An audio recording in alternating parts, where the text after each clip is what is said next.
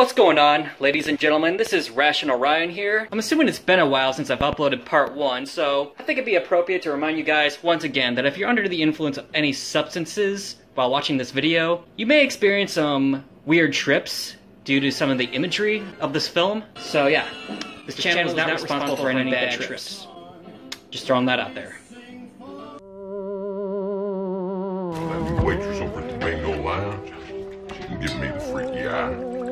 Oh, the whore with the big tits hanging down to her knees? Maybe I'll cook the chicken, purge my smoke all over them flappy ass tits. Good, we'll have a good fucking time. I hope she likes cripples. Bitch, I will crawl over there and I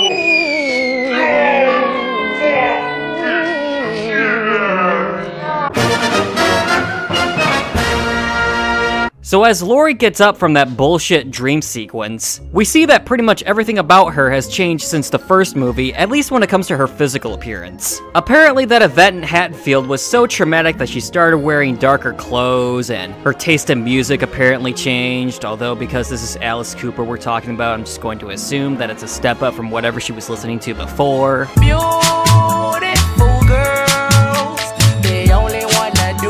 Well, at least one thing remains consistent about this film and other Rob Zombie works. The man hates subtlety. Apparently, the best way to show a damaged character is to turn them into an emo kid. Though I gotta give Rob credit, the man obviously has a way better understanding of the emo and goth culture than Sony ever did.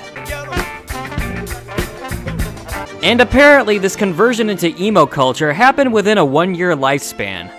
Oh wait, I'm sorry, I mean 2-year lifespan. Wait, which of these two cuts is canon again? And why is this specific change made between the two cuts? I don't get it. So since Lori's adoptive parents are now dead, she's now living with that cop from the first movie, whose daughter happens to be Annie. Oh yeah, I forgot to mention in my video on the first movie that Annie is played by the actress who played Lori's niece in Halloween 4 and 5. Pretty cool Easter egg. Just when I think I can get back to something as simple as sleep, it's like, right back at me. It's a hospital one. Haven't had one of those in a while. Look, if this is the same dream with those creepy dudes that want to fuck our dead friend, talk it with your therapist, because I really don't want to hear about it anymore. So after that scene, we see Lori during a therapy session. I mean, it's Halloween, and Halloween is a big trigger point for you, isn't it? I know he's not gonna come back just because of some stupid holiday. They never found his body. So? So, it's very hard for you to get closure on this. I mean, he's objectively dead, but he's living in your mind, and he's living in your heart and your emotions. So that's the reality that we have to heal you from. Okay, as much as I harped on the first movie for having therapy scenes that I thought were questionable in terms of realism, this scene is kind of accurate. The actress playing Lori sells this scene pretty well by being able to cry on command, and I'm glad that the therapist is using terms such as trigger words, showing that it's a legitimate diagnosis rather than a dumbass meme that got old in 2016. And hell, this movie was released in 2009, meaning it was actually way ahead of the curve on this one? Good job, Rob. I never said I wasn't going to give credit where credit is due. So after that scene, we cut to Dr. Loomis, who's now riding in limos and constantly has an agent by his side. Look at this. No, it's the wrong photograph. I mean, this is old Loomis. This is new. Old Loomis increases sales by 25%. Look. Oh, clever symbolism there, Robbie. The old Dr. Loomis is dressed exactly how he was in the original Halloween from the 70s, showing that the Dr. Loomis in this movie ain't your dad's Dr. Loomis, he's brand new. Okay, let's see this new version of a beloved horror icon in action. Shall we? So the first thing we see this new Dr. Loomis do is hold a press conference to promote his new book. What? Are you shitting me? We're doing this again? I thought you learned your lesson in the first film. You know, the lesson that exploiting the fear of others for fame and money is a bad thing? I read your book. I know exactly who you are, and frankly, I don't like you. You have created quite the masterpiece of a monster off the blood of this town, because monsters sell books. It's not her fault. Mike, it's my fault. I failed you. Oh wow, they actually gave this version of Dr. Loomis a character arc. I thought he was just gonna be an asshole throughout the whole film, but good job, Rob Zombie. Do you feel personally responsible for the deaths of as many as 15 victims? Do I personally feel responsible, ma'am? No, I do not. I'm not a psychic Sherlock Holmes playing Superman.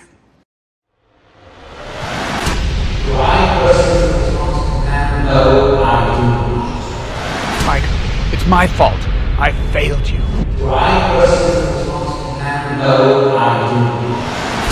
I've done all I possibly can for you. I'm sorry to tell you, but this is going to be my last day. I have to move on. Michael was created by a perfect alignment of interior and exterior factors gone violently wrong.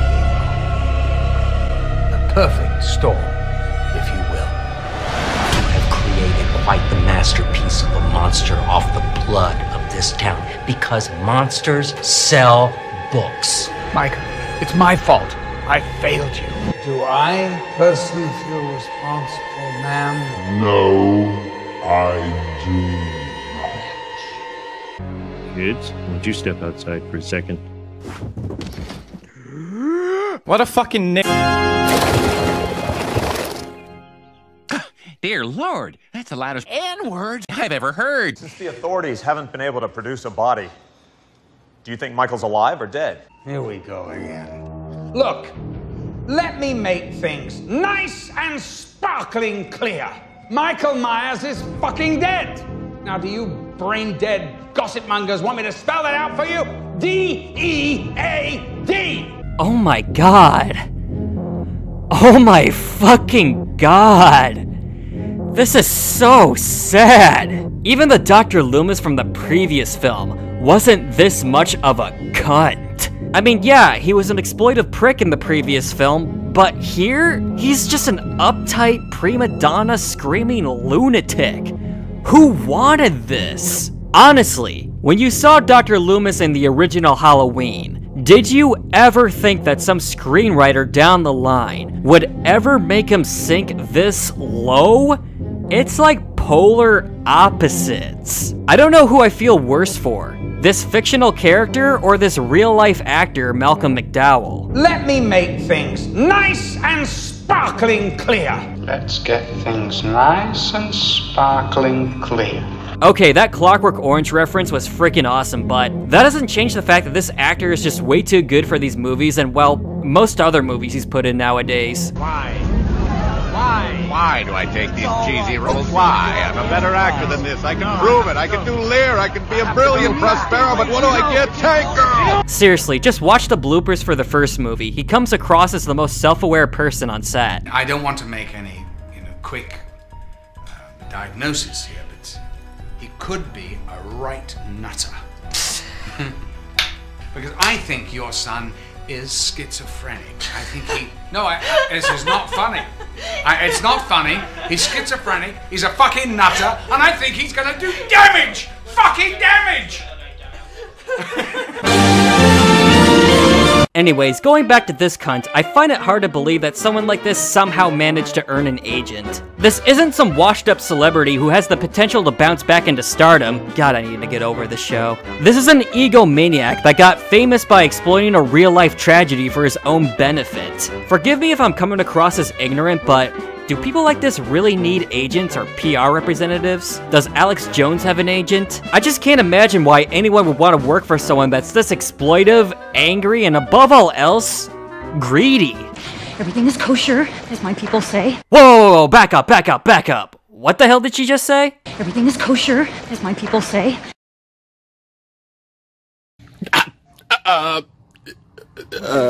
I'm not touching that with a 60-foot pole. Anyways, we then cut to Michael who, again, is still alive and well despite being shot in the face. He walks inside an abandoned barn to find...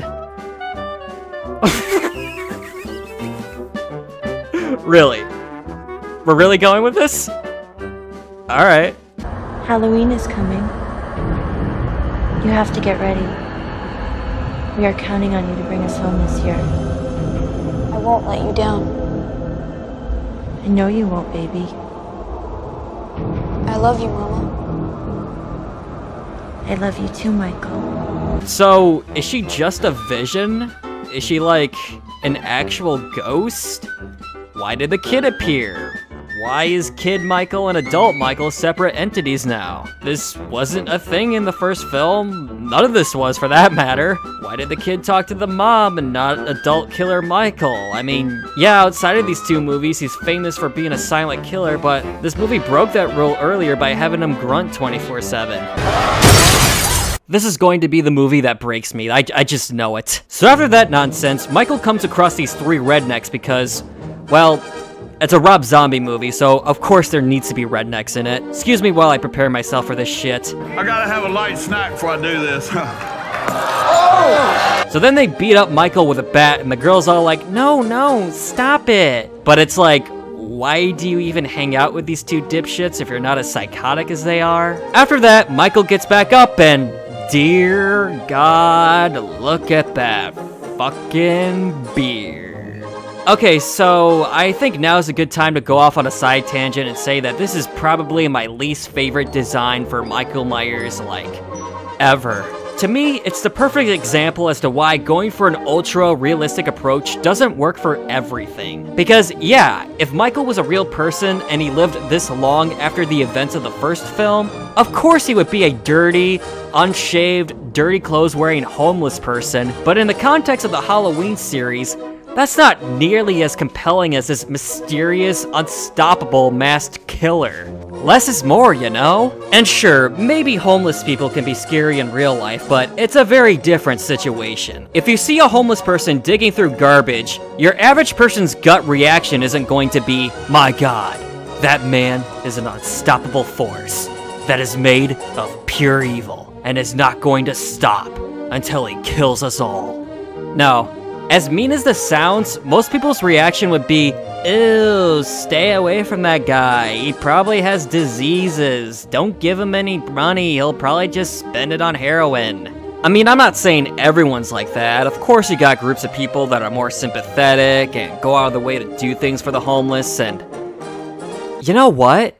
Maybe a horror movie about a psychotic homeless person might actually work. And no, I'm not talking about Hobo Myers over here. I'm talking about an original horror film where a group of people or a family bring in a homeless guy. He overstays his welcome and eventually starts doing things that make him a burden, such as bringing in even more homeless people that weren't invited, and things start to escalate and get more psychotic from there. A situation where someone's sympathy and trust is broken and ends in murder and destruction has a lot of weight, tension, and suspense. Nothing like that happens in Rob Zombie's Halloween 2. Almost every encounter with Hobo Myers that acknowledges the fact that he's homeless is just some dipshit being like, get out of here, you dirty hobo, before I kick your damn teeth in. Oh shit, I'm dead.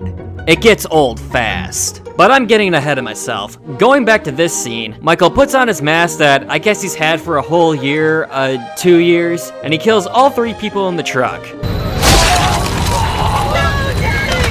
Okay, that deer antler kill was kind of clever. Michael then notices a dog in the truck. He then taunts the dog with a knife, and then pizza. Yup, we cut back to that cop's house for dinner. Anybody hungry? Starving like Marvin. Starving like Marvin. Has anybody at this table ever wondered who Marvin is? I mean, the original Marvin who was starving Marvin? Was it Lee Marvin? Was Lee Marvin? It was great in Cat Blue. Can't believe you guys haven't seen it. He was like playing this drunk, but he's like the greatest gun in the West. And at one point, he's like talking about being a gunslinger. Bam! And he misses the barn. Okay, so anyone who knows me personally knows that I'm actually a pretty big fan of Quentin Tarantino. I know some of you are probably thinking, what? What does that have to do with anything? But hear me out. One thing Tarantino was known for, aside from violence and chaos, is the unique way he writes dialogue. If you watch any of his films, you notice that a lot of his characters will go off on these side tangents that are about, well, anything really. Whether it's about the ethics of tipping waitresses, the differences between America and Amsterdam, or even just about Superman. Now the reason why I bring this up is because I think that's what Rob Zombie's trying to do here. You know, mimic that style. However, the thing about Tarantino's tangents is that not only are they well written and easy to listen to, but you end up learning a lot about the characters themselves and how they observe the people and the world around them. This dinner scene is literally just a dad joke that goes on for too long. I initially thought that the thing he said about shooting and missing the barn was foreshadowing, but aside from the fact that there's a barn at the end of the movie, nothing like that happens, so yeah, that was not worth the dad joke. Fuck off. So while they're eating pizza and debating about the ethics of eating meat, it's revealed that Michael killed that dog from a while ago and decided to feast on some dog meat! Ouch! That edge. I wonder if this movie did well in China. It's also implied that Laurie can taste the dog meat as well, and she throws up in the bathroom. Wait, what? Here comes that inconsistent realism again. We made Michael Myers into a hobo because it would be totally unrealistic if he was anything other than that, but we have no problem adding telepathy? Also, I'm pretty sure that this is a recycled idea from Halloween 5. You know, where Laurie's niece had psychic abilities and could see everything from Michael's perspective. Isn't this also the moment where the original series jumped the shark and just got really stupid? Why are you bringing this idea back? It was ridiculous. So after dining on dog meat, Michael sees yet another vision of his mother.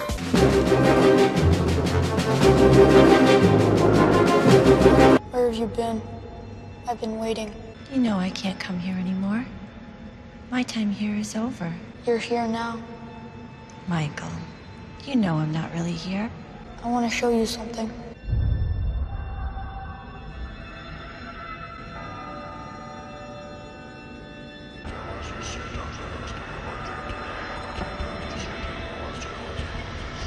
I found her.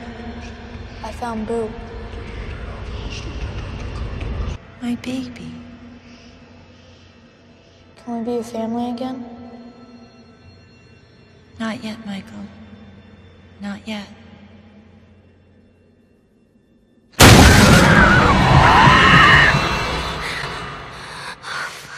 Okay, so I've been staring at the script for a straight minute after watching that scene, and I can't tell if I'm just tired and suffering from writer's block, or if I'm just genuinely at a loss for words. What the fuck was that? Guess what, genius? You're not making Einstein on the beach here. This is a slasher film made for your average popcorn muncher, right? How the hell are they supposed to make sense out of this thing? Why did Michael make a skeleton of himself with a mask on his head? Did he do this himself, or like, what the fuck? What the hell are these pumpkin people things? Are they extensions of the Michael Myers family? Like, what are they doing here? What even is this place? Are these people supposed to symbolize something? Like, ah! And what? Laurie saw that too? How is this telepathy thing even possible? They were just a rundown family in the first film. And what the hell is Michael Myers' mom in this movie? I know I technically already asked this, but seriously. In the first film, she was nothing but a shitty, oblivious mother who took her own life. Jesus, I shot myself! Stupid gun! Did that moment seriously turn her into this? How? Why? Did that moment turn her into some sort of goddess from hell? What the fuck? Man, this movie just completely shits on the first film's attempts at realism, especially when the whole point of the first 30 minutes was to establish Michael as just a kid who went nuts due to a shitty upbringing. And here we are now, at fucking Looneyland. Okay, going back to reality, we cut back to Dr. Loomis, who's doing an interview right in front of the abandoned house where he was almost killed. His agent finally grows a backbone to tell him off. Okay, I am all for selling books, right? God knows I've done some things that I'm not proud of. This is disgusting. I don't think you quite understand what I'm trying to accomplish here. Well, fair enough. I'm selling the sizzle, not the steak. It's bad taste. God, it's business, woman! Besides, bad taste is the petrol that drives the American dream. Well, I think it's a mistake. Oh, yeah, you do you? Yes. Well, when I want your opinion, I'll beat it out of you. Yeah, isn't that just great? I just love watching that part with the original Dr. Loomis in the back of my mind.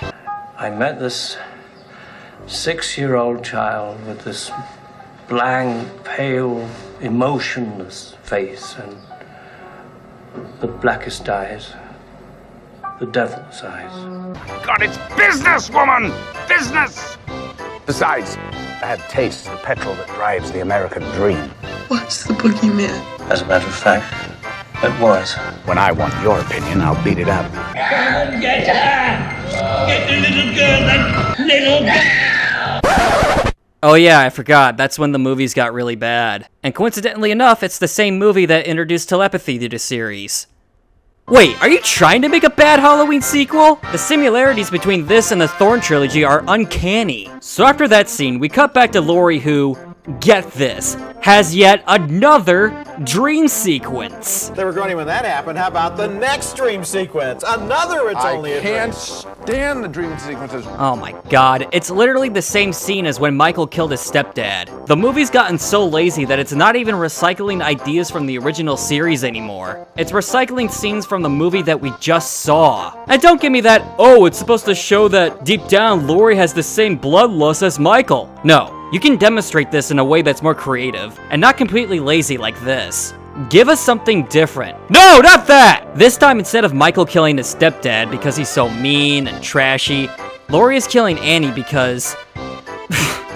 I don't know. So after Laurie makes her kill, the movie develops a brain aneurysm. You think I'm joking, don't you?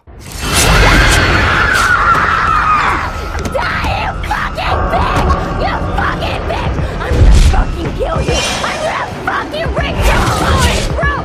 Fucking die, you fucking pig! You fucking good fucking bitch! You fucking die, you fucking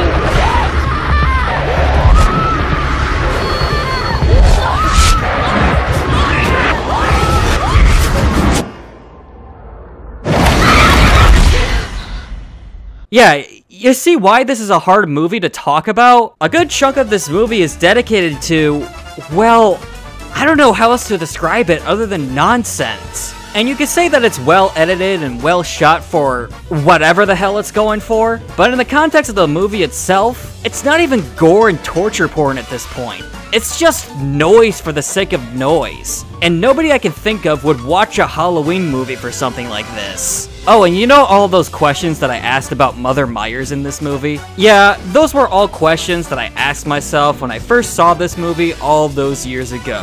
When I did my research on Rob Zombie as an adult, I finally got my answer.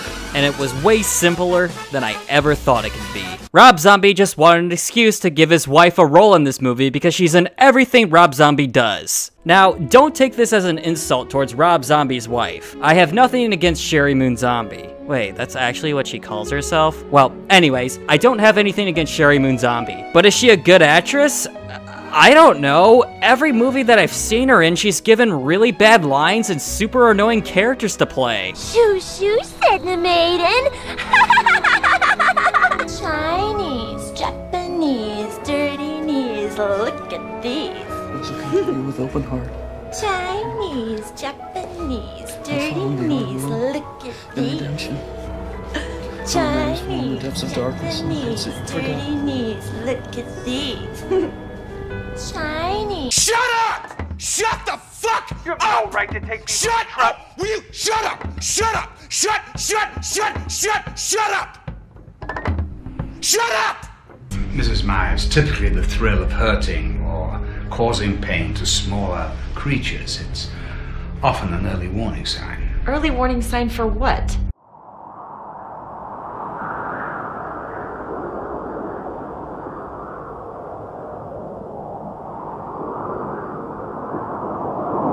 I'm not trying to make assumptions here, but why do you portray your woman like this? I don't get it. As for her inclusion in Rob Zombie's Halloween 2, it feels super out of place. And yes, I'm well aware that her dress is a reference to the music video for A Living Dead Girl, but in the context of the movie, that's all it is. A reference that will fly over the heads of those who aren't hardcore fans of Rob Zombie. And yeah, you can definitely say that the imagery and the editing of these dreams are akin to a Rob Zombie music video.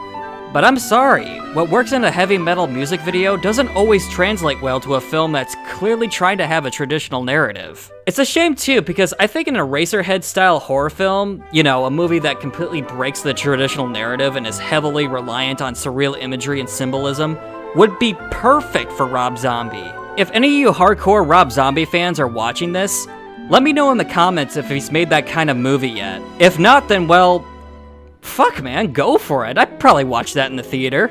I'm from London and I'm fucking at it with you. I mean, sitting there with your fucking boot on the wheel? I mean, we've got a fucking emergency. We're getting there, aren't we?